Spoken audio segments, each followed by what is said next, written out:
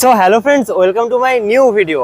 তো যদিও কালী পুজো কিন্তু সাধারণত কার্তিক মাসে হয়, কিন্তু হুগলি জেলার কোন্নগরে বৈশাখ মাসে একটা খুবই বিখ্যাত কালী পুজো হয়, যেটা হচ্ছে কোন্নগরের শকুন্তলা কালী পুজো। তো আজকে আমি চলে এসেছি কোন্নগরে, আর আজকেই হচ্ছে কিন্তু সেই শকুন্তলা কালী পুজোর দিন। তো এই জাস্ট আমি কোন্নগর রেলওয়ে স্টেশন থেকে নামলাম, আমার সামনেই দেখতে পাচ্ছ এই হচ্ছে কোন্নগর রেলওয়ে স্টেশন। তো কোন্নগর আসার তোমাদেরকে আমি রুটটা জানিয়ে রাখি।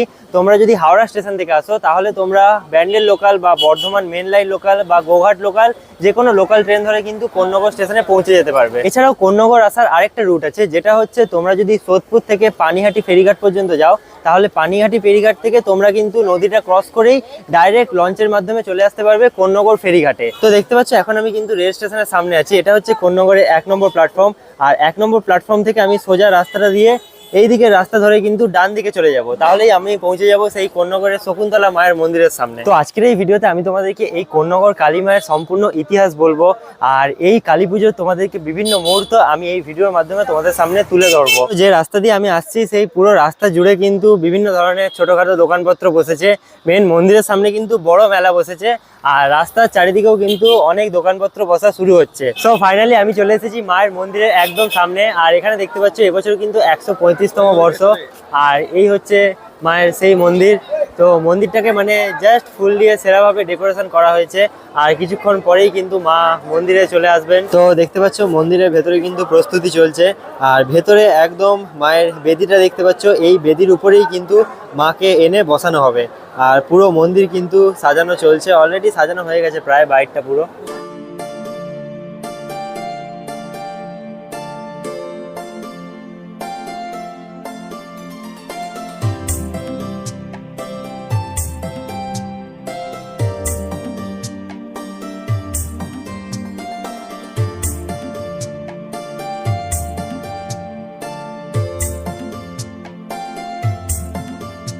তো তোমাদেরকে এই কোন্নগরের শকুন্তলা কালী পুজোর ইতিহাস সম্বন্ধে একটু বলা যাক।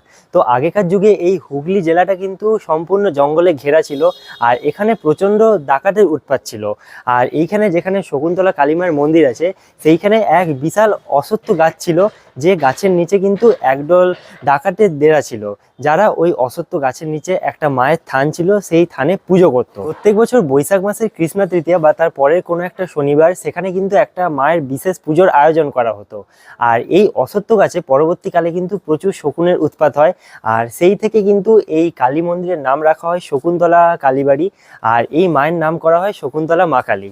তো এই ছিল এই কালী পুজোর ইতিহাস। যেহেতু ডাকাতের হাত ধরে এই কালী পুজো শুরু করা হয়, তাই জন্যই এখানের মাকে কিন্তু ডাকাত কালীও বলা হয়। তো এখানের পুজোর তোমাদেরকে আরেকটা বৈশিষ্ট্য বলে রাখি, এখানে কিন্তু মাকে আনা হয় সূর্যাস্তের পরে, আর পরের দিন সকালে সূর্যোদয়ের আগেই কিন্তু মায়ের বিসর্জন দিয়ে দেওয়া হয়। তো এখন আমি তোমাদেরকে মন্দিরের সব ভিউগুলো দেখালাম, এরপরে আমি যাচ্ছি সেই জায়গায় যেখানে মাকে বানানো হচ্ছে। তো ওই জায়গা থেকেই কিন্তু মাকে মন্দিরের দিকে নিয়ে আসা হবে। তো এখন আমি চলে এসেছি একদম সেই জায়গায় যেখানে মায়ের প্রতিমা তৈরি হচ্ছে, আর যেখান থেকেই আর কিছুক্ষণ পরেই মাকে নিয়ে যাওয়া হবে মন্দিরের উদ্দেশ্যে। তো এখানে সামনে দেখতে পাচ্ছ মানে জাস্ট কি লেভেলের ভিড় হয়েছে মাকে দেখার জন্য। তো মাকে কিন্তু এখন সাজের জন্য গয়না পরানো হচ্ছে, আর দেখতে পাচ্ছ এই ভেতরেই কিন্তু মাকে সাজানো চলছে।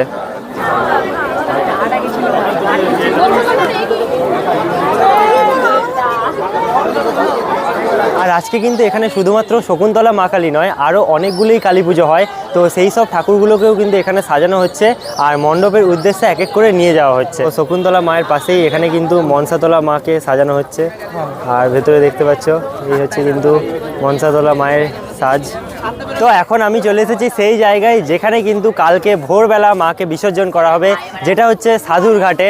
আর দেখতে পাচ্ছি এখানে কিন্তু এখন থেকেই ভক্তদের ভিড় লেগে আছে, ভক্তরা কিন্তু এখান থেকে স্নান করেই মায়ের মন্দিরে ডন্ডির জন্য যাচ্ছেন, আর এখানেই কালকে ভোরবেলা কিন্তু মাকে বিসর্জন করা হবে।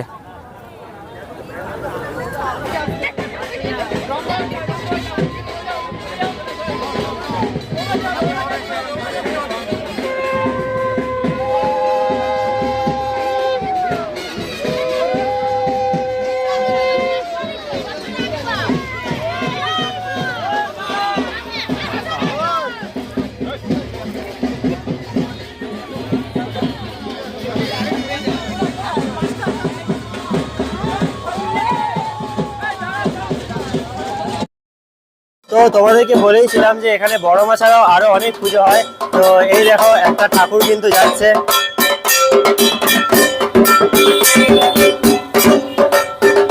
তো রাস্তা দিয়ে আস্তে আস্তে আরো যেসব কালী পুজোগুলো দেখতে পাচ্ছিলাম সেগুলোরও বিভিন্ন ভিউ তোমাদেরকে আমি ভিডিওর মধ্যে শেয়ার করছিলাম। আর এখন আমি আবার চলে এসেছি মন্দিরের সামনেই, আর মন্দিরের পাশের মাঠটাতেই দেখতে পাচ্ছ বিশাল বড় কিন্তু একটা মেলা বসেছে। তো চলো এরপরে তোমাদেরকে মেলাটা একটু ঘুরিয়ে দেখাই।